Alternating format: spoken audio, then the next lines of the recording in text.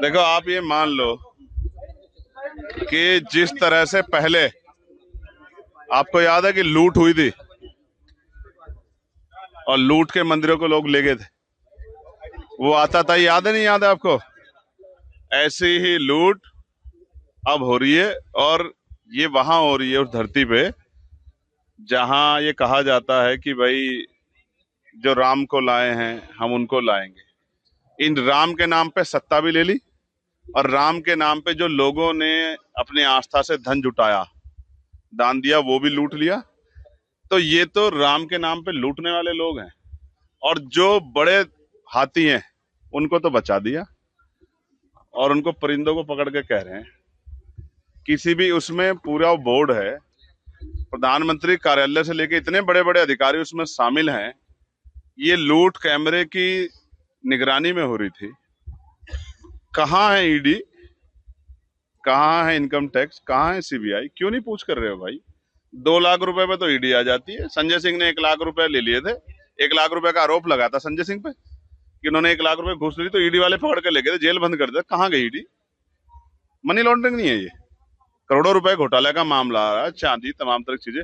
हालांकि मैं तो बहुत इंटरेस्ट ले रहा हूँ कि जिन्होंने दे दिया उन्होंने तो दे दिया, लेकिन किसी के भी जो है आस्था का अपमान ना हो, इसका ध्यान रखना था सरकार को। तो जब अयोध्या में लूट हो रही है, और लूट के बाद असर कैसा है, वो अयोध्या का 2024 का लोकसभा रिजल्ट आपके सामने है। तो जैसा करोगे वैसा भरोगे। स्वर्ग नरक का तो पता नहीं, यही मिलेगा जो कुछ मिलना है। अब आप समझ लो कि बिना एफआईआर के एसआईटी का गठन, और एसआईटी ने क्या किया, और एसआईटी की रिपोर्टों पे कितना काम होगा, सब आपके सामने है। 1,000 का घोटाला होने के बाद भी जो है 1,000 का 1,000 सॉरी बता दो, आप ही बता दो। 1,000 करोड़ का घोटाला होने के बाद जो है उन्होंने इस्तीफा दिया है। छोटी रकम है क्या ये? तो उस तरह किस तरह देखते हैं इनका? आप सहारनपुर को दे दो, यहाँ के सैकड़ों गांव आबाद हो जाएंगे। मैं फिर कह रहा हूं, जो इष्ट है, ईश्वर है, भगवान है, जिनके लिए कहा, जिनको लोग नतमस्तक होते हैं, उन्हें पैसों की जरूरत नहीं है। उनके नाम पे जो धंधा कर रहे हैं उनको पैसे की जरूरत है। कल आप उत्तराखंड में गए थे, मूर्ति तो पानी भी नहीं पीती।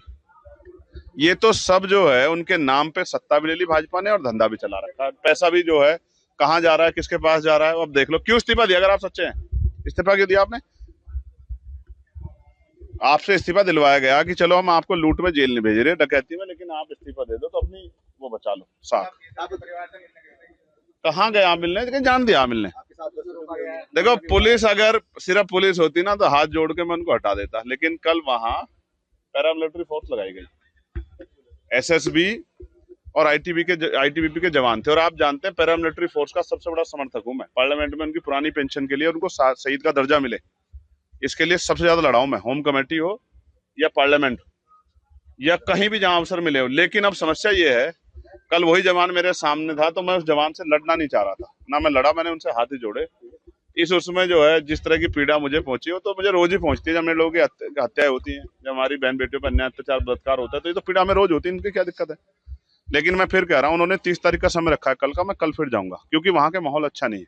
लोगों को नहीं पता, जो घर में बैठ के बात करें उनको नहीं पता कि कल भी वहां एक पंचायत हुई, वहां गांव के बाहर एक बड़ा मंदिर, उसमें पंचायत हुई, और उसमें कहा गया कि भाई हम जहां अगर कोई आएगा 100 टुकड़े कर देंगे। ये चाइना है, पाकिस्तान है, बांग्लादेश है, कौन सा देश है जहां इजराइल है, जहां जा नहीं सकता चुनाव सांसद और अपने लोगों से मिलने नहीं? भरत तिवारी का एनकाउंटर हुआ है, यूपी तक के लोग उसके परिवार से मिलने जा रहे हैं। तो केतन जिसको जो है उसके पैर में कील ठोक दी, उसके गुप्तांग में कील ठोक दी, गड्ढे कर दिए, उसके हाथ में कील ठोक दी, उसकी बॉडी पे कोई जगह नहीं जहां उसको हड्डियों को तोड़ा ना गया, तो मैं उसके परिवार से क्यों नहीं मिल सकता? कारण क्या है?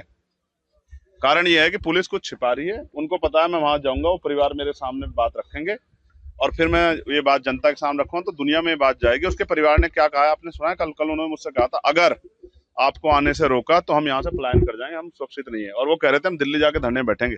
और ये सिर्फ वहां का हाल नहीं है, पूरे उत्तराखंड में रहने वाले शेड्यूल कास्ट, शेड्यूल ट्राइब के लोगों का हाल है ये। और वहां क्या हो रहा है आपको पता है? आप सुनो, मैं आपको बताता हूँ मेरे भाइयों, मीडिया हो आप, आपके जरिए दुनिया तक बात जाती है। पहले वहां मुसलमानों को पीटा गया, फिर वहां जो टूरिस्ट गए उनको पीटा गया, लगातार पीटा गया, और फिर वहां निहंग सिखों के साथ क्या हुआ ये भी आपने देखा। वो बॉर्डर नहीं है, वो चाइना नहीं है, वो उत्तराखंड का ही एक बड़ा हिस्सा है। वो जानबूझ के जो माहौल खराब करने का काम कर रहे हैं, ये स्वीकार नहीं होगा। हम लोग वहां जाएंगे भी, लोगों की आवाज भी उठाएंगे, और शासन प्रशासन उन्होंने चुनौतियां दी है टुकड़े करने की, मुझे नहीं दी। वो उत्तराखंड के मुख्यमंत्री पुष्कर सिंह धामी जी को, उनके चीफ सेक्रेटरी को, उनके डीजीपी को दी, मुझे नहीं दी। मैं कौन हूँ? मैं वहां रहता नहीं हूँ। लेकिन उन्होंने धमकी दी, कानून व्यवस्था को चैलेंज किया, तो इसका मतलब वो उत्तराखंड की सरकार को, हमारी पुलिस को, हमारी एजेंसियों को कुछ नहीं समझ रहे। वो सोच रहे कि वही मालिक है। वो राजतंत्र समझ रहे हैं। ये राजतंत्र नहीं है, लोकतंत्र है। यहाँ हर व्यक्ति की पीड़ा सुनी भी जाएगी और उसकी बात पे अमल भी करना होगा। आपकी मुलाकात चुनाव नजदीक है तो 27 के चुनाव को लेकर क्या गठबंधन आपकी पार्टी के द्वारा किया जाएगा या अकेले चुनाव लड़ने दिया जाएगा? ये तो पार्टी के नेता बताएंगे, मैं तो कार्यकर्ता हूँ। अभी हाल में आपकी ओवैसी से मुलाकात हुई, आरजेडी से मुलाकात हुई, क्या कुछ बात हुई? आप तो कहाँ से खबर आ रही है सब चीजें? ये सूत्र हैं आपके, या ऐसे ही आप तीर चला रहे हो? देखो, लोकतंत्र में मैं और वो साथ बैठते हैं जिनका आपने जिक्र किया। दूसरे जो साथी जिनका, वो लखनऊ में मुझसे मिले, वो बहुत सीनियर है इस आंदोलन में, और उन सबके लिए बधाई। और जो भी चुनाव की प्रक्रिया होगी आपके सामने आएगी, कुछ छिपेगा थोड़ा ही। अगर 2027 की बात करें तो क्या आपकी पार्टी अकेले लड़ेगी या फिर गठबंधन को गुंजाइश है? यार, मैं अकेला आदमी नहीं हूँ, पार्टी हमारे यहाँ लोकतंत्र है। जैसे बीजेपी की लिस्ट आने में कितना समय लग गया, जबकि लोगों को नाम पता था। तो जब कुछ होगा सब आपके सामने होगा। ऐसा मत करो आप, ऐसा मत सोचो कि मैं कुछ छिपा करूंगा। लोकतंत्र में कुछ छिपता है क्या? अच्छा चलाओ या बुरा चलाओ, चलाना तो आप ही को, तो आप ही से बताएंगे भाई। धन्यवाद सहारनपुर, हम तो सहारनपुर से हैं। जो कुछ है हमें सहारनपुर ने बहुत कुछ दिया, इसलिए सहारनपुर का धन्यवाद। गर्मियों की छुट्टी होने वाली थी, मेरे पापा आने वाले थे, तो हम लोग सभी खुश थे। तो मैं एक बेड पे चढ़ के डांस कर रहे थे। डांस कर रहा था, लेकिन वो पहले ही आ गए। फ्रीज।